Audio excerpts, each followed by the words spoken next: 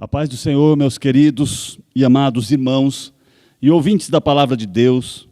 É com muita alegria que damos início a mais uma aula da Escola Bíblica Dominical, onde temos aqui na presidência o nosso pastor Sisaque Valadares, e ministramos aqui todos os domingos, eu e mais alguns obreiros, trazendo para você um conteúdo rico, um conteúdo atual, doutrinário, e que nos ensina a cada domingo, a cada novo trimestre. Sempre nosso pastor diz que a Escola Bíblica Dominical, ela não é uma escola em que nós nos formamos aqui, mas nós aprendemos semanalmente com conteúdos muito bem profundos e trabalhados aí por homens usados por Deus com muito conhecimento, como é o caso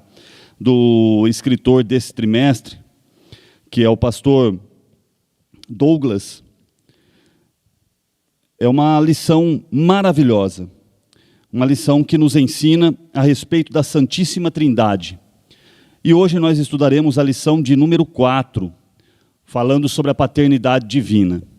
Antes de entrarmos nessa lição, eu gostaria de te convidar para fazermos uma oração, pedindo a Deus direção para que neste momento o nosso coração esteja aberto para ouvir a palavra de Deus e que nós possamos crescer na graça e no conhecimento a respeito do conteúdo dessa lição de hoje. Querido Deus e eterno Pai, nós te louvamos, nós te bendizemos, nós te exaltamos pela oportunidade de estar aqui na tua presença.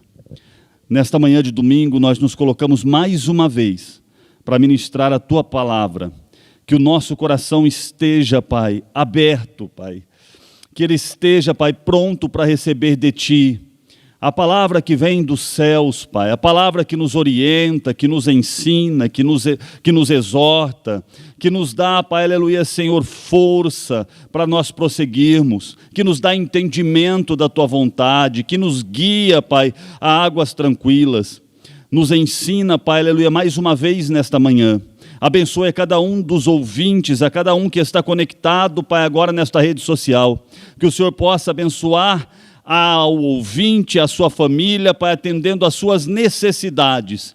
E fala com cada um nesta manhã, como um pai que se compadece do filho. Senhor, fala conosco. Em nome de Jesus nós te pedimos. Lição de número 4, nós estamos estudando, como eu já disse, a Santíssima Trindade, né? E nós passamos na lição número 1, uma lição mais panorâmica, falando sobre o mistério da Santíssima Trindade. A lição de número 2, nós estudamos sobre o Deus Pai. A lição número 3, o Pai enviou o Filho. Na lição número 4, estudaremos hoje sobre a paternidade divina. O trimestre nosso ele é dividido basicamente são 13 lições. A primeira é uma lição panorâmica, depois a lição 2, 3 e 4, ela vai abordar mais o assunto do Pai, pensando na Trindade. A lição 5, 6 e 7 vai falar um pouco mais sobre o Filho. A lição 8, 9 e 10 vai falar sobre o Espírito Santo. A lição 11, o Pai e o Espírito Santo. A lição 12, o Filho e o Espírito. E a lição de número 13 a gente encerrará com a Trindade Santa e a Igreja de Cristo. Mas vamos aqui à paternidade divina. O texto áureo diz o seguinte: e vimos e testificamos que o Pai enviou seu Filho para Salvador do mundo. Primeira carta de João, capítulo 4, versículo 14. A verdade prática, a paternidade de Deus é revelada no envio do Filho e na concessão do Espírito, confirmando nossa filiação e aperfeiçoando-nos no amor. A leitura bíblica em classe está baseada na primeira carta de João, capítulo 4, versículos 13 ao 16. E diz assim: nisto conhecemos que estamos nele, e ele em nós, pois que nos deu do seu Espírito. E vimos e testificamos que o Pai enviou seu Filho para Salvador do mundo. Qualquer que confessar que Jesus é o Filho de Deus, Deus está nele e ele em Deus.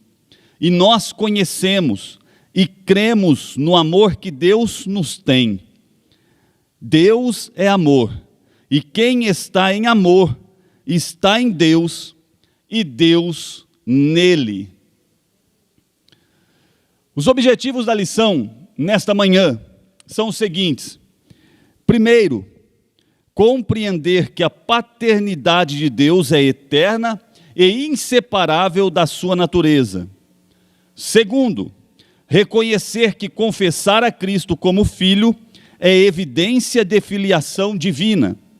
E em terceiro, aplicar os princípios do amor do Pai como base para a vida cristã.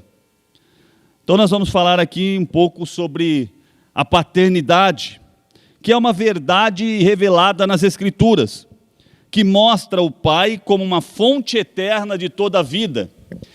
É interessante que sempre quando vamos abordar em relação à Trindade, ou a um atributo que ele é incomunicável, mas que ele é divino, que é a eternidade, isso soa às vezes estranho para a nossa mente humana limitada, que tem dificuldade de entender o infinito.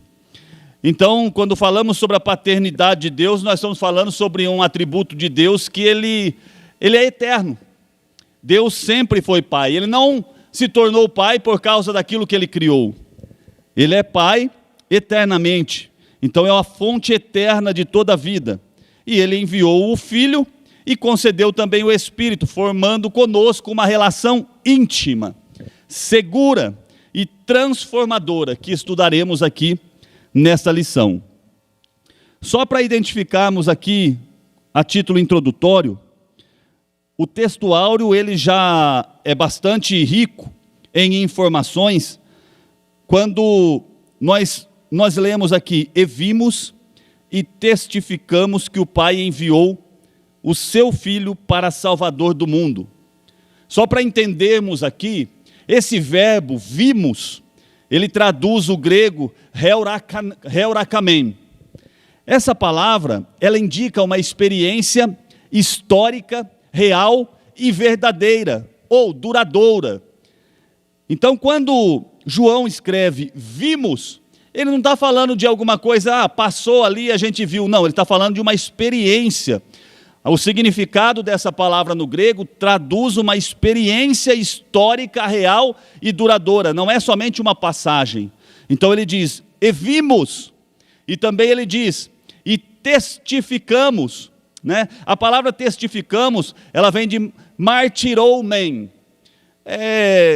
Testificar ou testemunhas. Por exemplo, a palavra mártires, né, que também vem do grego, martirion, é uma palavra que é usada para testemunha, e significa uma testemunha, não simplesmente uma testemunha que viu ou que falou, mas que é capaz de ser comprometida com a verdade, mesmo sob risco de morte. Então, o sentido aqui desse texto é extremamente profundo, porque quando diz, e vimos, não está dizendo de algo que passou e eles viram à distância, mas está falando de uma experiência real e duradoura que João teve, testemunhando ou vendo a respeito da encarnação do Verbo. E ele diz, e testificamos, ou seja, isso é uma verdade, porque nós estamos dispostos e comprometidos com essa verdade, mesmo sob risco de morte. Então a fé cristã, a respeito da Trindade, do Filho de Deus encarnado, ela não está baseada numa especulação religiosa, mas ela é um fato histórico, e ele é proclamado com autoridade. E nesse caso aqui, o Pai, ele é o sujeito dessa missão, porque seguindo aqui o texto áureo diz assim, e vimos e testificamos que o Pai enviou o seu Filho para Salvador do mundo. Então o sujeito dessa missão é o Pai. Ele é aquele que toma a iniciativa soberana, e o verbo enviou, que significa no grego apesteilen, que enviado é apóstolo, né? Então, enviou aponta para uma missão com um propósito definido. Não é enviado de qualquer forma, não é um simples deslocamento. Você sai daqui e você vai até lá. Essa palavra aqui no grego, ela tem um sentido mais profundo. É um sentido de propósito definido, não é um simples deslocamento. Então o filho, ele não surge por acaso na história. Ele é comissionado pelo pai. E esse texto deixa claro que a finalidade desse envio é para Salvador do mundo. Então ele é enviado com uma missão. Então nós vemos aqui nesse texto áureo aqui um conteúdo muito profundo a respeito daquilo que João viu, testemunhou, e não somente ele, mas muitos outros, por isso que ele diz no plural, e vimos. Mas nós vimos, nós contemplamos, nós vivenciamos uma realidade real e duradoura. Nós testificamos que isso é verdade, mesmo sob pena ou sob risco de morte. Que o Pai, que é o sujeito soberano dessa ação, ele enviou com uma missão muito definida o seu Filho, que é para Salvador do mundo. Então, Deus, como Pai, ele não tem início e ele não tem fim. Ele é eterno. Vamos seguir para a introdução da nossa lição, que diz o seguinte: nessa lição, estudaremos como o Pai revela a sua paternidade por meio da Trindade. Veremos que esta paternidade ela é reconhecida na confissão de Cristo e aperfeiçoada em nós pelo amor, garantindo a nossa comunhão com Ele, capacitando-nos a viver com confiança, fidelidade e expressão visível da nossa filiação diante do mundo. Então, a paternidade divina, ela é revelada por Deus através da Trindade. E nós vamos ver como Cristo fala e reconhece, né, e confessa a respeito da paternidade divina. E como essa paternidade ela é aperfeiçoada em nós através do amor, que é o amor dado pelo próprio Deus. Então, Deus como Pai, Ele é o Pai criador, Ele é o Pai doador, Ele é o Pai cuidador. Então nós vamos ver aqui um pouco sobre a revelação dessa paternidade do Pai, né? Chamar Deus de Pai não é simplesmente algo afetivo, né? Nem uma linguagem religiosa confortável, né? É uma revelação profunda do ser, do próprio ser de Deus, e também da sua ação salvadora na história. A paternidade divina, ela não nasce na experiência humana, mas ela vem da eternidade de Deus.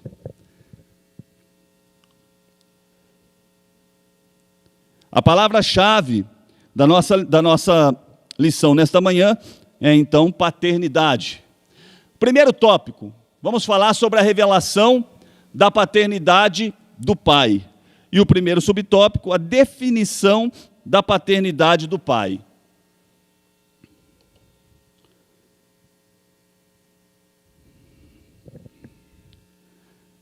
A paternidade é atributo da primeira pessoa da Trindade. Nós já estudamos sobre a Trindade na primeira lição, mas se você está nos visitando nesta comunicação, nesta live, neste vídeo, pela primeira vez e não teve nenhum contato com isso, nós cremos, nós professamos e acreditamos na Trindade, e eu quero até inclusive utilizar aqui da declaração de fé para ler de uma forma muito mais esclarecedora do que simplesmente com as minhas palavras a respeito da nossa fé na Trindade, para que não haja dúvidas em relação ao que cremos e ao que professamos, porque há pessoas que acreditam de uma outra forma, equivocada, segundo a palavra de Deus, mas nós cremos, professamos e ensinamos o monoteísmo bíblico. Então, para que fique claro, quando nós falamos da Trindade, nós não estamos falando de 3 deuses. Nós estamos falando de um único Deus, que ele é uno em essência ou substância. É um único Deus. Ele é indivisível em natureza. E ele subsiste eternamente em 3 pessoas: o Pai, o Filho e o Espírito Santo, iguais em poder, em glória e majestade, e distintos única e exclusivamente em função, manifestação e aspecto. Então as Escrituras Sagradas claramente revelam que a Trindade ela é real e ela é verdadeira. Uma só essência, substância, em 3 pessoas. Cada pessoa da Santíssima Trindade possui todos os atributos divinos: onipotência, onisciência, onipresença, soberania e eternidade. E a Bíblia chama textualmente de Deus cada uma delas. As Escrituras, no entanto, afirmam que há um só Deus e que Deus é um. Então isso parece muito estranho para a mente humana. Uma só essência, um único Deus manifestado em 3 pessoas. Em 1 Coríntios capítulo 8, versículo 6 está escrito: todavia para nós há um só Deus. Em Gálatas 3:20 está escrito: mas Deus é um.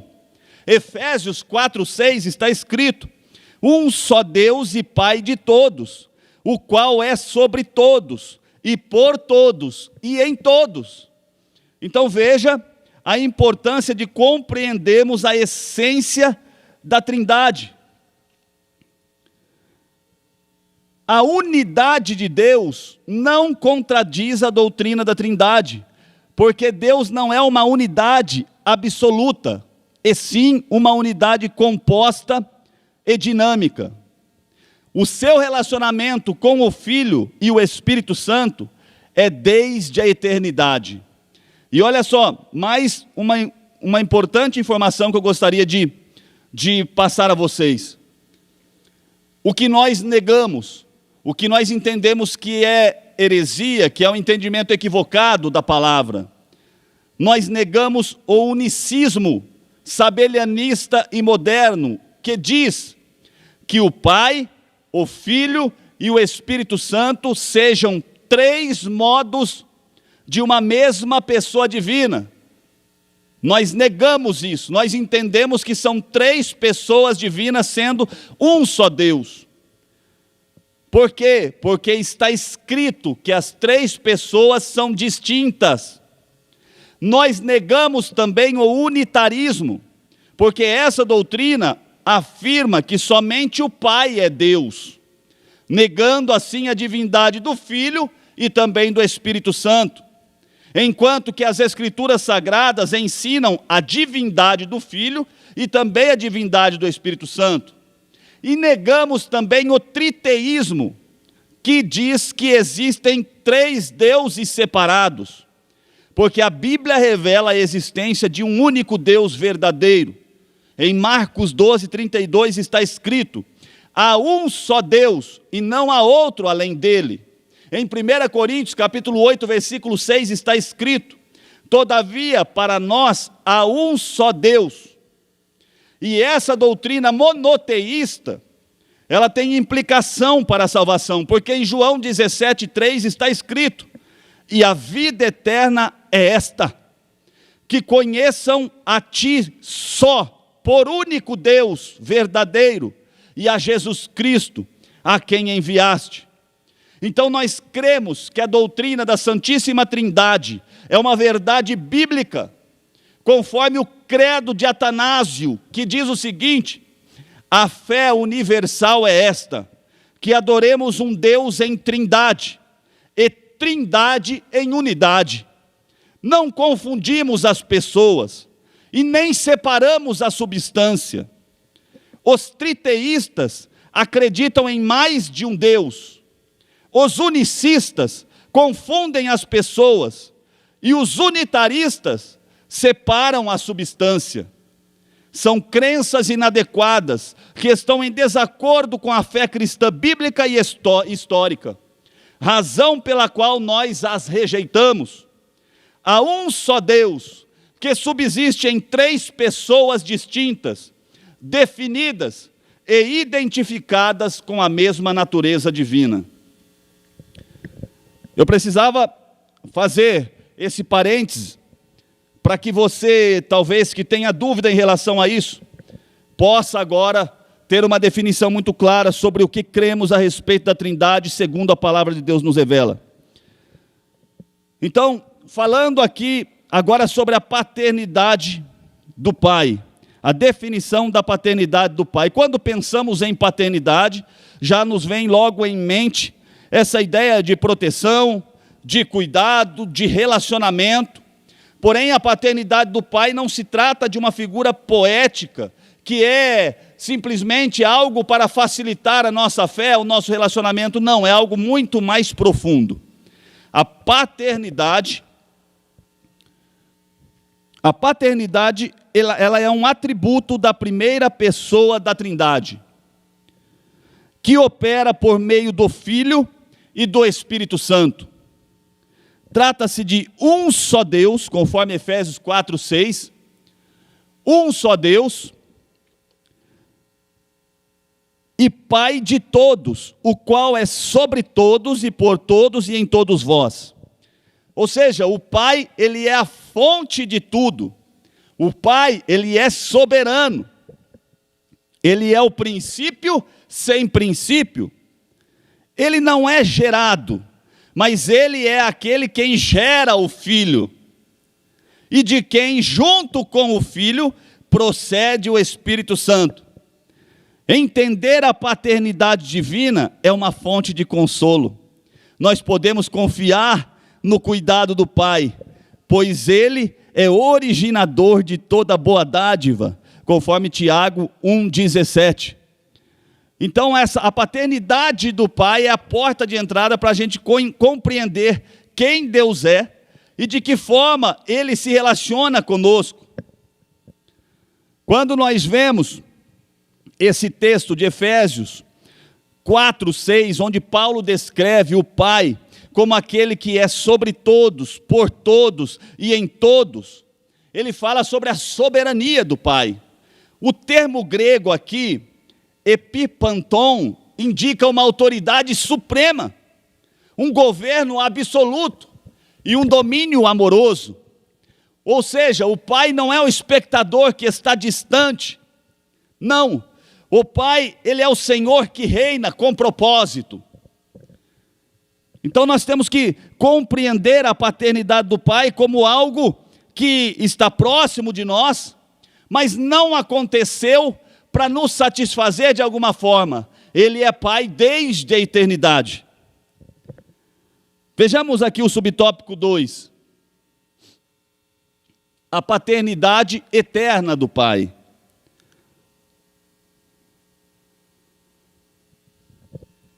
A paternidade de Deus, ela não tem início no tempo. Não foi depois que Deus criou os anjos que ele passou a ser pai. Não foi depois que Deus criou os homens que ele passou a ser pai. A paternidade de Deus não tem início no tempo. Deus, ele é pai desde toda a eternidade. Na oração sacerdotal, Jesus mesmo disse: e agora, glorifica-me tu, ó Pai, junto de ti mesmo, com aquela glória que tinha contigo antes que o mundo existisse. Ou seja, não tem origem. Aqui não tem início. Aqui não tem princípio. Então esse texto ensina que o relacionamento entre o Pai e o Filho, ele é anterior à criação, revelando que a identidade de Deus como Pai, ela é eterna. Não houve um momento em que Deus se tornou Pai. O Pai sempre foi Pai. O Filho sempre foi Filho. E o Espírito sempre foi Espírito. Então a identidade paterna de Deus, ela não surge da necessidade de criar ou de redimir, mas do relacionamento eterno que Ele mantém no seio da Trindade. É algo divino, não é algo relacionado a nós, é algo relacionado a Ele próprio.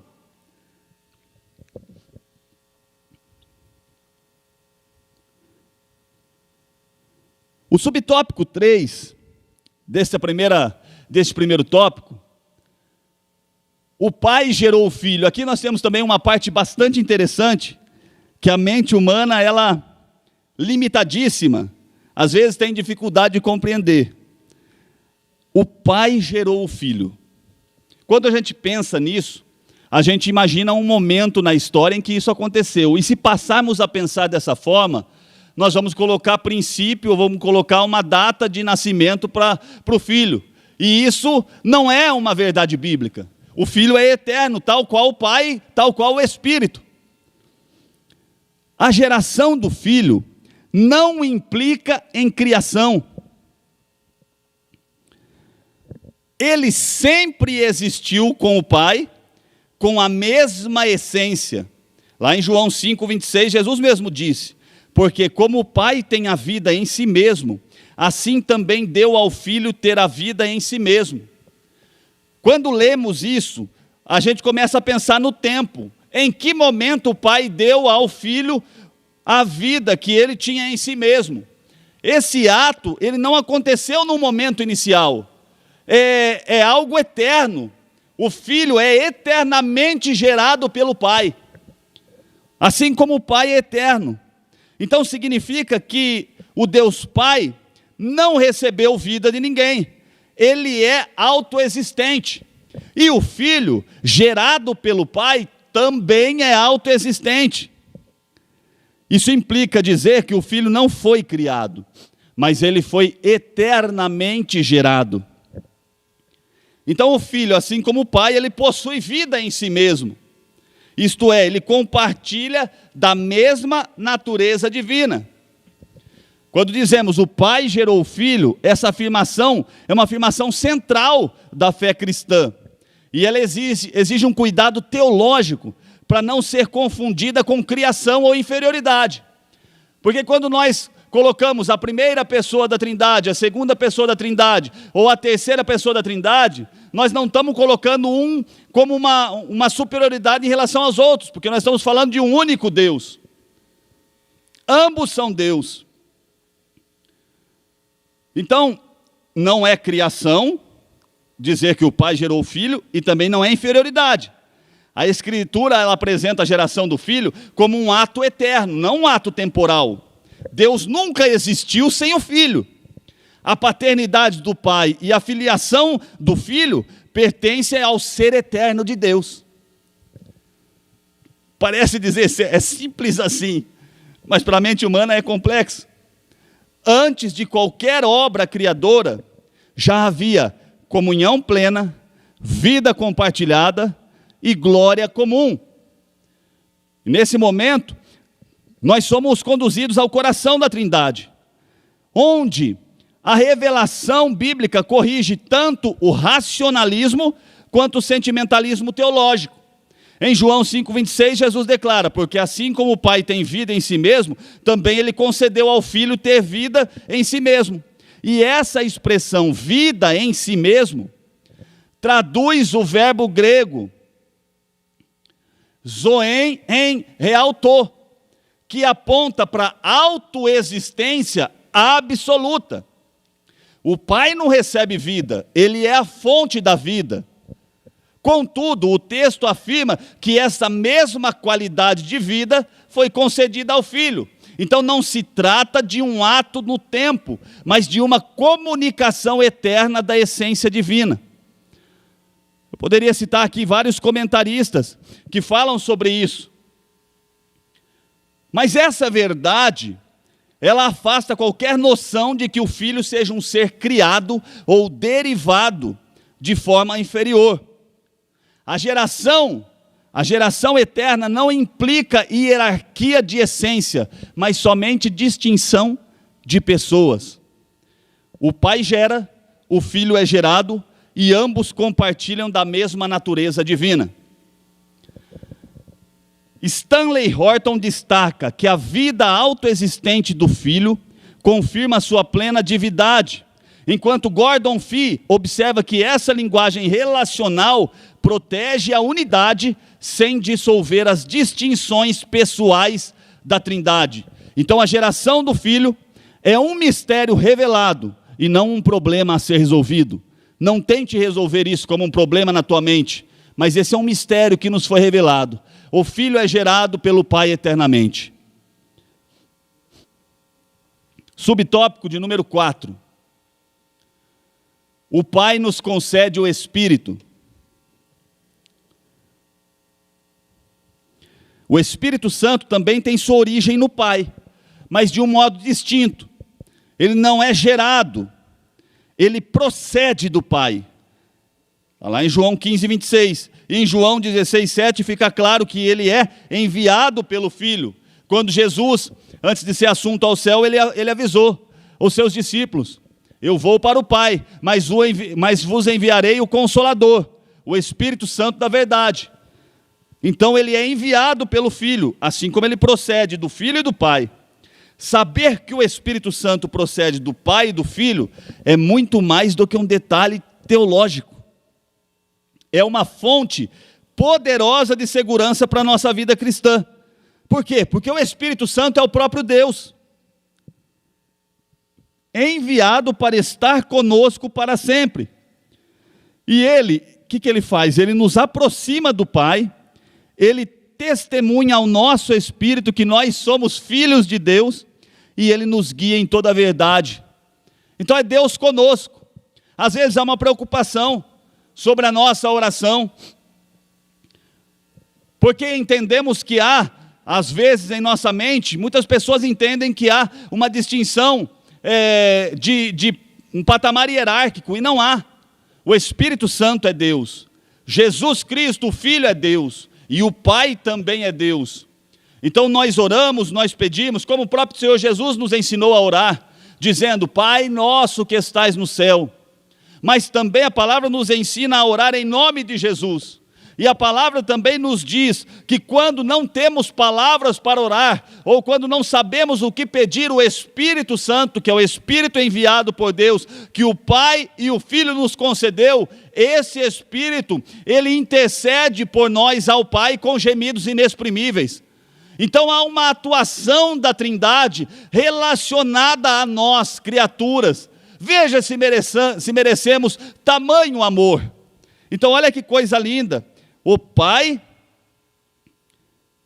que tem a sua paternidade eterna, que gerou o Filho eternamente e nos concedeu o Espírito Santo. E ele se revela através do Filho, porque a palavra de Deus diz, Jesus diz: quem vê a mim, vê o Pai. Ninguém vê o Pai se o Filho não revelar. E é por isso que nós só conseguimos compreender e ter o sentimento de sermos filhos de Deus a partir do momento que nós cremos no Filho. É através de Jesus que nós chegamos até o Pai, que nós podemos realmente fazer parte dessa família. E nós vamos entrar no amor de Deus e na adoção, e entender que nós somos adotados a essa família de Deus, mas não é adotado com um diferencial, não, é fazendo parte mesmo, como se fosse filho genuíno. Então é um mistério maravilhoso a paternidade do Pai. Vamos para o segundo tópico.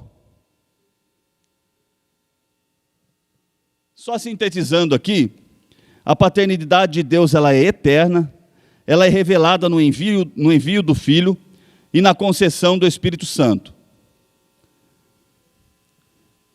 O tópico 2, reconhecendo a paternidade do Pai.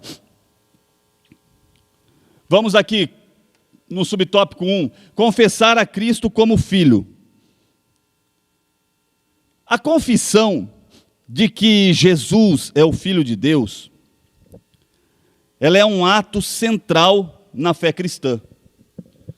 Qualquer que confessar que Jesus é o Filho de Deus, Deus está nele e ele em Deus. Está em 1 João 4,15. Então, reconhecer a filiação divina de Cristo é mais do que uma afirmação privada, é uma declaração pública de fé, e sinaliza que Deus habita no coração do crente.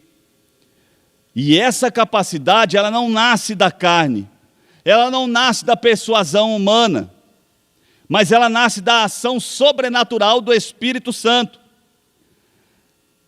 Então, confessar Cristo como Filho é algo que não provém de mim. Essa fé, ela é gerada, e ela é gerada pelo Espírito Santo. A palavra vem aos nossos ouvidos, as boas novas de salvação vêm aos nossos ouvidos, é o Senhor batendo em nosso coração, como quem bate a porta para entrar. Nós ouvimos essa palavra, que ela é profunda, ela é cortante, ela é penetrante, e nesse momento, há um despertar da fé em nosso coração, a porta do coração é aberta, e o Espírito Santo em nós, ele revela essa verdade. Então, a ação, a obra de Deus, ela é pela graça, é um favor imerecido. Então, ele realiza em nós esse milagre, e nós reconhecemos então por uma ação do Espírito Santo. Reconhecer Jesus como Filho de Deus é a única forma legítima de acesso ao Pai. Está em João 14:6. Negar o Filho é, por consequência, negar o acesso ao Pai. Olha o que está escrito em 1ª carta de João, capítulo 2, versículo 23. 1 João 2, 23.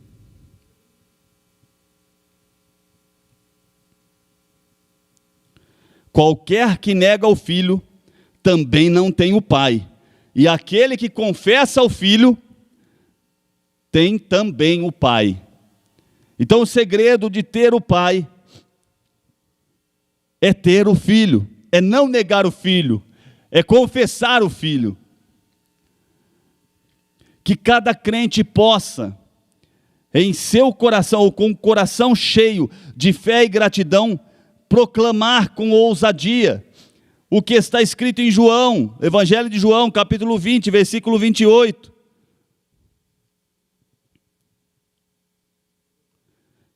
Que é o que Tomé respondeu e disse-lhe: Senhor meu e Deus meu. Que nós possamos ter esse conhecimento, reconhecendo o Filho, confessando a Cristo como Filho, e automaticamente recebendo o Pai. Aqui, quando a gente diz confessar, não significa apenas pronunciar palavras, mas reconhecer com fé salvadora. O senhorio de Cristo é uma realidade espiritual discernida e confessada pela ação do Espírito. Ou seja, sem a iluminação do Espírito Santo, o coração humano permanece incapaz de reconhecer plenamente quem Jesus é. E ao reconhecer Jesus como Filho de Deus, também definimos o único caminho legítimo de acesso ao Pai. Não há outro caminho que nos dê acesso ao Pai, a não ser reconhecendo o Filho como o legítimo Filho de Deus. O subtópico 2, do segundo tópico, diz respeito à perfeição do amor do Pai. O amor faz parte da natureza do Pai. E nós conhecemos e cremos no amor que Deus tem.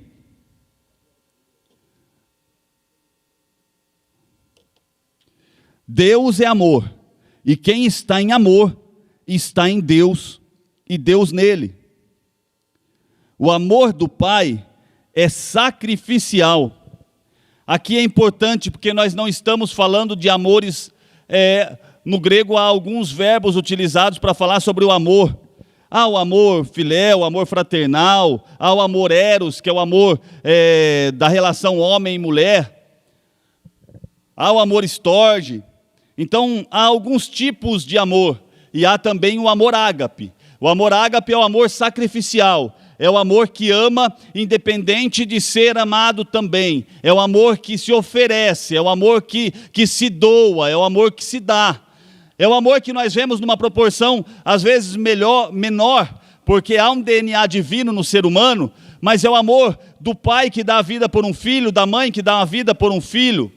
Isso é um reflexo do amor ágape, é o amor sacrificial. E o amor do pai, o amor que é da natureza do pai, é o amor sacrificial, é o amor que se doa, é o amor que se oferece.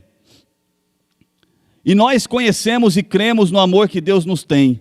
Deus é amor, e quem está em amor, está em Deus, e Deus nele. 1 João 4,16. Olha o que está escrito em João 3,16. Porque Deus amou o mundo. Esse é o amor ágape.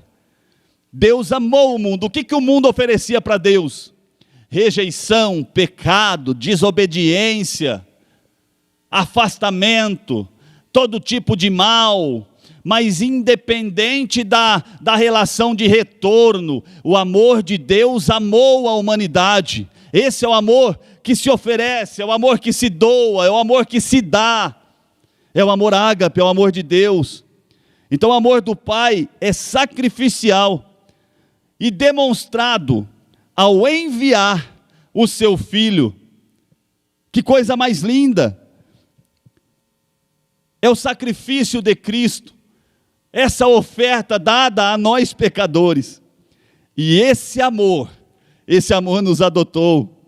Nós fomos aceitos por Ele, com todos os direitos de filhos legítimos. Não há um tratamento diferenciado porque nós fomos adotados. Nós não somos vistos como que com defeitos porque nós fomos adotados. Não, há um amor genuíno que nos ama verdadeiramente, mesmo sem merecermos. Esse amor, ele é inquebrável. Nenhum poder ou nenhuma circunstância poderá nos separar deste amor, como está escrito em Romanos 8:38. Vamos ler esse texto, que ele é maravilhoso.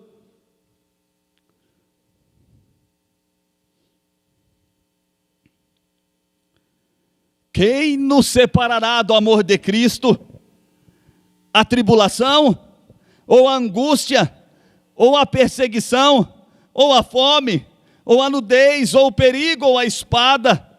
Como está escrito: por amor de ti somos entregues à morte todo dia, fomos reputados como ovelhas para o matadouro, mas em todas estas coisas somos mais do que vencedores, por aquele que nos amou. Porque estou certo de que nem a morte, nem a vida, nem os anjos, nem os principados, nem as potestades, nem o presente, nem o porvir, nem a altura, nem a profundidade, nem alguma outra criatura nos poderá separar do amor de Deus, do Pai, que está no Filho, em Cristo Jesus, nosso Senhor. Esse texto revela claramente o amor de Deus. Nada nos separará desse amor.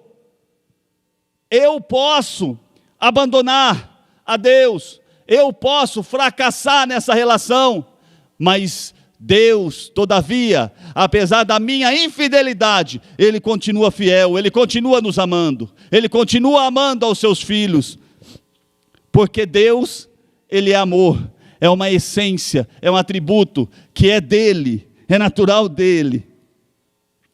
O subtópico 3, as bênçãos da filiação divina. As Escrituras, elas afirmam que o amor de Deus, ele lança fora todo o temor, especialmente o medo do juízo. Olha o que está escrito em 1 João 4,17. Nisto é perfeito o amor para conosco, para que no dia do juízo tenhamos confiança. Essa confiança estabelece a segurança da nossa condição como filhos de Deus. O crente não é mais um escravo ameaçado pelo castigo eterno, mas ele é um filho livre, amado e aceito em Cristo. Ou seja, o amor, ele nos liberta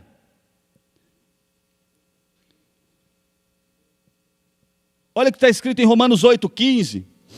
Porque não recebestes o espírito de escravidão, para outra vez estardes em temor. Não, chega de temor.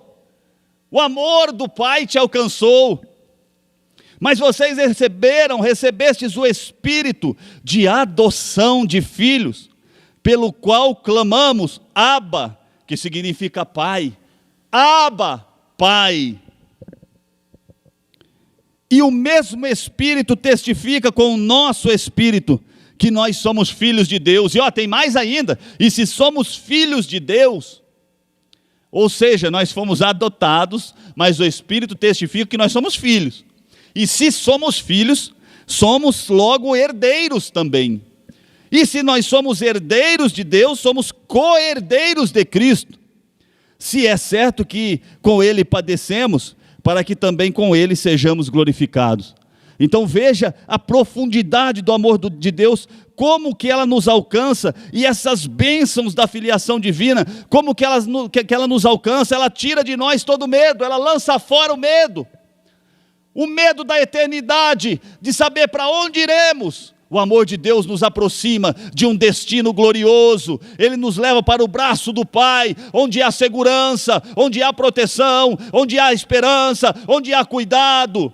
Tudo isso o amor de Deus nos aproxima e nos alcança. É as bênçãos da filiação divina. Isso não significa que o crente, ele não possa perder a salvação.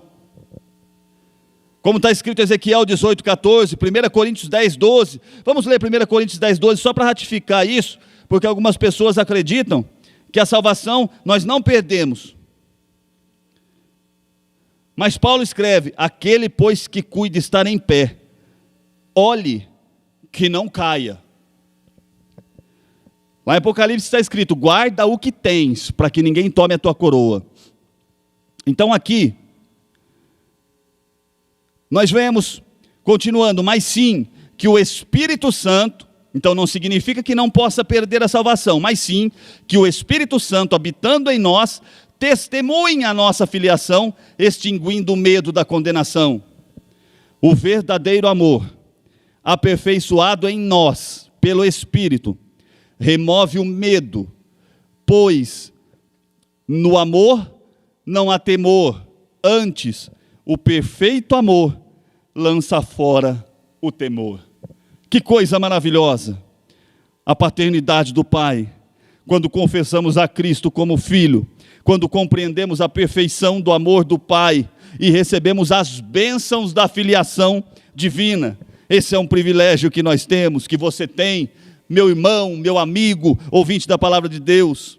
Sintetizando esse segundo tópico, confessar que Jesus Cristo é o Filho de Deus é evidência de filiação divina e também de comunhão com o Pai. Agora vamos para o terceiro tópico. Vamos falar da experiência do amor do Pai. Nós falamos sobre o reconhecimento da paternidade no tópico 2. Primeiro, a revelação da paternidade no primeiro tópico. No segundo tópico, o reconhecimento da paternidade, que traz aí as bênçãos da filiação divina. E no terceiro tópico, agora nós vamos falar sobre a experiência do amor do Pai. É algo de vivenciar, de vida, experiência do que nós sentimos naquilo que o Pai nos revela. O amor, ele é aperfeiçoado no crente. Então, o aperfeiçoamento do amor em nós é uma obra do Espírito. Então, você estava lá no mundo. Toda criatura tem lá um DNA divino. Está lá distorcido, está lá todo tomado pelo pecado, desvirtuado. Mas existe um DNA divino na criatura. Existe um pouco do amor, existe um pouco da bondade, existe uma essência divina no ser humano, no homem. E aí, o homem ouve a palavra ela é pregada, ele crê em Jesus como Filho de Deus, ele professa essa fé, o Espírito Santo entra no homem e começa a trabalhar, e o trabalhar do Espírito, ele é maravilhoso. Uma das coisas que ele faz é lançar fora esse medo, é trazer para nós o pertencimento à família de Deus, e também nos aperfeiçoar no amor. Porque quando a gente fala em amor, irmãos, nós estamos falando de algo profundo. O amor ágape é algo profundo. O amor ágape não é um amor condicionado, como é normalmente o amor que nós vivemos aí na vida secular. Na vida secular, nós amamos a quem nos ama, e amar quem nos ama é fácil. Amar quem fala bem de nós é fácil, amar quem cuida de nós é fácil. O difícil é amar quem aparentemente nos ofende, é amar quem aparentemente não entrega o que nós desejamos. Aí começa um desafio maior do amor. É isso que Cristo eleva ao patamar no Sermão da Montanha. Amar quem nos ama, estar com quem gosta de nós, é muito simples, mas o amor que é aperfeiçoado em nós através de obra do Espírito Santo é o amor de Deus, é o amor sacrificial. O amor sacrificial é Deus olhando para os pecadores, criaturas infinitamente menores do que Ele, criados por Ele, seres condenados ali pelo pecado, à morte, à aniquilação, seres totalmente temporais, dependentes do fôlego de vida que Ele mesmo deu.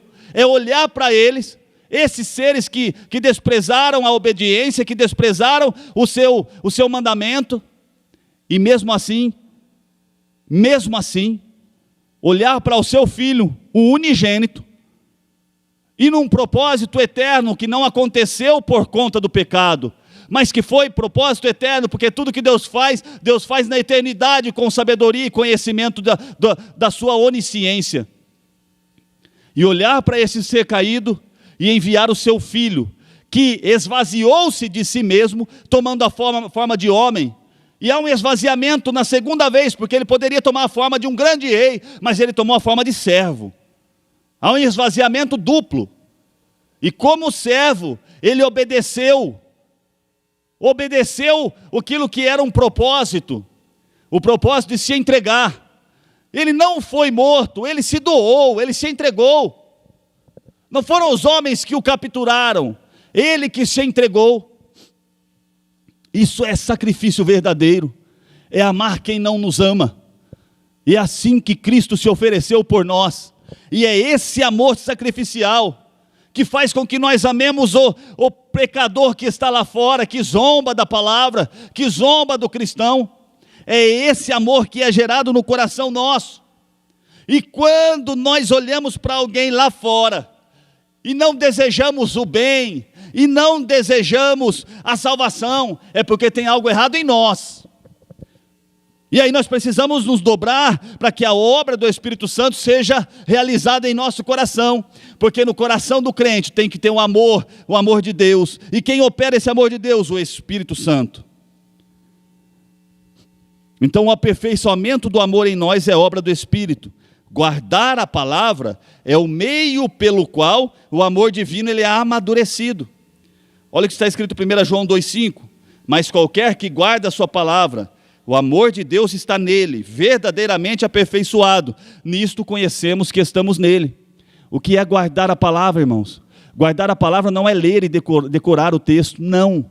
Guardar a palavra é aprender, é ser iluminado pelo Espírito Santo a respeito do conceito daquela palavra, do contexto daquela palavra, do significado daquela palavra, da profundidade daquela palavra, e ter isso guardado no coração, não somente para estar lá, para se alguém perguntar eu saber o que dizer, não, mas para uma prática de vida diária. Então essa obediência, olha o que o escritor diz, essa obediência prática, é obediência prática. A palavra é evidência externa de um amor interno e verdadeiro por Deus. Então é um fruto gerado, porque o primeiro fruto do Espírito é o amor. Ele é gerado, ele se expõe externamente por causa de algo que aconteceu internamente, obrado pelo Espírito Santo, realizado pelo Espírito Santo dentro do homem, do ser humano, da mulher. Então não há amor genuíno a Deus, se não houver compromisso concreto com a sua vontade revelada. Eu amo a Deus, mas não obedeço. Eu amo a Deus, mas faço do meu jeito. Então você não ama, você diz que ama da boca para fora, mas você não externa o amor verdadeiro. O amor verdadeiro não precisa dizer. É só você obedecer a palavra de Deus e Ele se revela. As pessoas vão ver. A cada ato de obediência, mesmo nas pequenas coisas, o amor de Deus é fortalecido em nós. Nós devemos viver de maneira que a nossa prática aprofunde a realidade do amor em nosso coração. Portanto, refletir Deus no mundo é estar sendo aperfeiçoado no amor. Olha que interessante isso. Refletir Deus no mundo. Você é um reflexo de Deus no mundo. Que nós sejamos em nosso viver um reflexo de Cristo. Paulo diz: sede meus imitadores como eu sou imitador de Cristo. Que nós realmente sejamos como filho, que nós olhemos o que Ele nos mandou, nos ensinou e pratiquemos. Se nós guardarmos as suas palavras, Ele estará em nós, Ele virá em nós, Ele fará em nós morada. Então nós precisamos guardar as palavras dEle e refletir no mundo o amor de Deus. Olha o subtópico 2 o que diz: o amor é a marca dos filhos de Deus. Existem religiões por aí que elas conquistam as pessoas, eles fazem proselitismo através da espada, da ameaça. Historicamente foi assim. As conquistas eram através de morte, de ameaça, de destruição. O Evangelho de Deus não. O Evangelho de Deus é através do amor. A conquista é através da doação. O nosso mestre, ele se doou, ele se entregou perfeitamente, totalmente, à morte, mesmo sendo Deus. Esse é o maior exemplo para nós. Até onde nós somos capazes de ir por amor a Deus? Estevão é um grande exemplo. Ele poderia, quando ele estava ali estava sendo acusado, correndo um grande risco de ser apedrejado, ele poderia escapar pela sua vida, ele poderia dar outro testemunho, ele poderia dizer outra coisa, mas o amor do Pai estava nele. E ele amou aquelas almas que estavam enfurecidas com ele, e ele pregou uma palavra vinda do céu àquelas almas, e a palavra foi dura, e aqueles homens com o coração endurecido apedrejaram Estevão, e enquanto apedrejavam Estevão, Estevão teve a capacidade de pedir ao Pai que os perdoasse. Estevão viu os céus abertos e o Filho do Homem em pé à direita de Deus, porque o amor do Pai estava nele, porque a palavra do Pai estava nele. Que nós possamos seguir esse exemplo. O amor distingue os verdadeiros filhos de Deus. O mundo conhece a Deus por meio da manifestação de amor dos seus filhos. Olha o que está escrito em 1 João 4,12: ninguém jamais viu a Deus. Se nós nos amamos uns aos outros, Deus está em nós, e em nós é perfeito o seu amor. Então, Deus é revelado através do amor que nós demonstramos, porque está em nós, e externamente é demonstrado ao mundo. É assim que o mundo conhece a Deus. Você tem levado o amor de Deus na tua vida, na tua conduta? Lá na tua empresa você tem levado o amor de Deus? Na escola você tem levado o amor de Deus? Quando as pessoas te olham, elas veem o amor de Deus?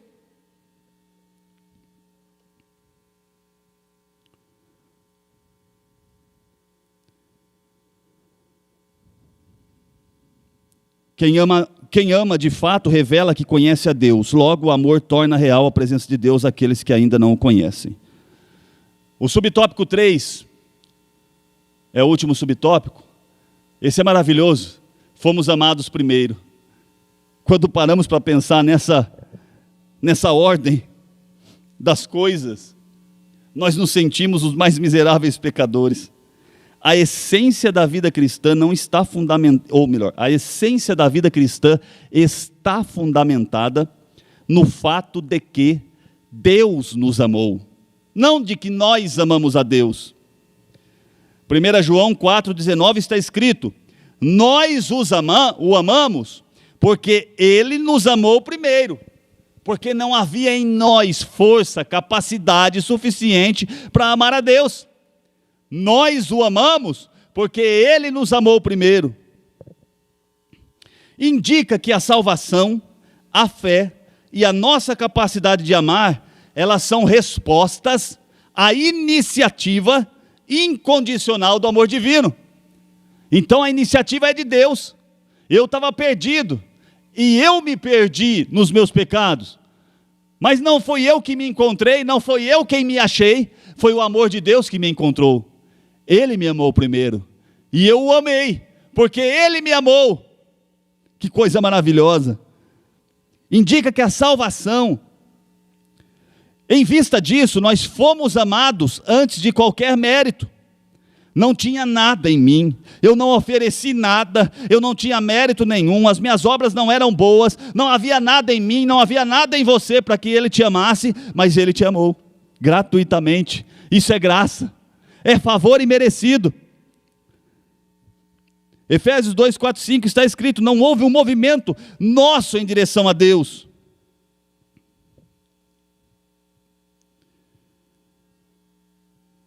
Olha o que está escrito, Paulo escrevendo aos Efésios: mas Deus, que é riquíssimo em misericórdia, pelo seu muito amor com que nos amou, estando nós ainda mortos em nossas ofensas, Ele nos vivificou juntamente com Cristo, e pela graça sois salvos. Coisa maravilhosa. Então nós fomos amados, irmãos.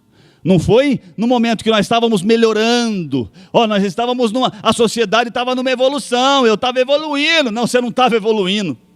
Você foi amado no pior estado possível. Quando você estava mais longe de Deus, Deus te amou.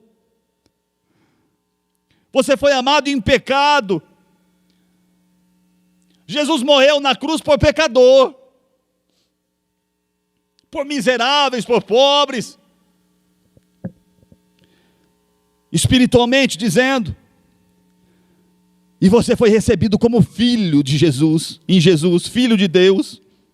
Esta verdade sinaliza que somente pelo Espírito nós conseguimos amar a Deus, ao próximo e ao inimigo. Esse é o teu desafio. Deus me amou, então eu amo a Deus também, porque Ele fez alguma coisa por mim. E o próximo? O próximo dá para eu amar, porque ele não fez nada também contra mim, não fez nada a favor, mas não fez nada contra, dá para eu amar o próximo também. Aí você fala, eu amo a Deus e amo ao próximo. E o teu inimigo? Aí já ficou difícil. Esse, além de eu não ter tanta importância na minha vida, ele ainda fez alguma coisa contra mim. Como eu vou amá-lo? Só existe uma forma, através do amor de Deus revelado na tua vida. Se você não consegue amá-lo, dobra os seus joelhos e peça para o Espírito Santo forjar um pouquinho melhor seu coração, para que esse amor de Deus, o amor sacrificial, toque em você e você externe esse amor. Antes da nossa redenção, houve uma cruz sangrenta preparada por amor. Desse modo, espera-se que a postura cristã seja uma resposta agradecida a esse amor imerecido. Você recebeu sem merecer. Será que você pode dar para quem não merece? Você foi amado sem merecer. Será que você pode amar quem não merece? Porque é isso que se espera de quem tem Deus. É isso que se espera. Nós fomos amados primeiro. Que palavra maravilhosa é essa? Sintetizando aqui, o amor do Pai é aperfeiçoado no crente, lançando fora o temor e moldando o nosso caráter. Essa mudança de caráter é o que identifica o cristão. Tem muita gente que diz assim, eu fui convertido, mas meu braço não foi. Eu sou convertido, mas meu temperamento não foi. Então você precisa dobrar o joelho novamente, estender sua mão e aceitar Jesus de novo, porque a obra que Ele faz é a obra completa. Ele converte o corpo, a mente, o juízo, o braço, Ele converte tudo. E todos os teus membros devem glorificar a Deus. Não é só uma parte deles não. Deus não te quer pela metade, Deus te quer por inteiro. Concluindo, a paternidade de Deus é revelada de forma plena na ação conjunta da Trindade. O Pai envia o Filho, concede o Espírito e estabelece conosco uma relação sólida e paterna. Confessamos a Cristo, amamos porque fomos amados primeiro, e somos conduzidos pelo Espírito a viver em obediência e comunhão. A nossa identidade como filhos de Deus, ela é firmada em sua iniciativa soberana e amorosa, garantindo-nos plena confiança para o dia da eternidade e ajudando-nos a refletir o amor do Pai ao mundo. Essa foi a lição de hoje. Que o Espírito Santo de Deus possa continuar falando no seu coração. Que você tenha um ótimo domingo. À noite nós temos o culto da família, às 18h30. Você está convidado para vir louvar a Deus, você, sua família. Convida seu vizinho, seu amigo. Traga mais uma pessoa, para que ela também sinta o amor de Deus. Liga para o teu inimigo, aquele que confessou ser o teu inimigo. Demonstra um amor. Convida-o para vir ouvir a palavra de Deus. Que a palavra de Deus e o Espírito Santo possam tocar no teu coração. Vamos orar agradecendo a Deus por esses momentos. Querido Deus e eterno Pai, nós te adoramos, te bendizemos, te exaltamos. Muito obrigado, Pai, pela oportunidade na qual estivemos aqui ministrando a tua palavra. A tua palavra fala, Senhor. Fala aos nossos corações. Ela nos ensina, ela nos exorta. E é um aprendizado, Pai, estar na tua presença. Muito obrigado pelo Espírito Santo, que iluminou a nossa mente, que agiu em nosso coração, que fez nos refletir nesta manhã a respeito de quem nós temos sido, diante de tão grande amor que nós recebemos. Aperfeiçoa em nós a tua vontade, o teu querer. Trabalha em nosso coração para que nós sejamos melhor. Abençoe cada vida, cada família, cada pessoa. Dê um domingo abençoado, um dia de paz, e que à noite nós possamos voltar para louvar e bendizer o teu nome. É o que nós te pedimos em nome de Jesus e te agradecemos. Amém. Que Deus te abençoe, tenha um ótimo domingo, e nós nos vemos aí nas próximas lições.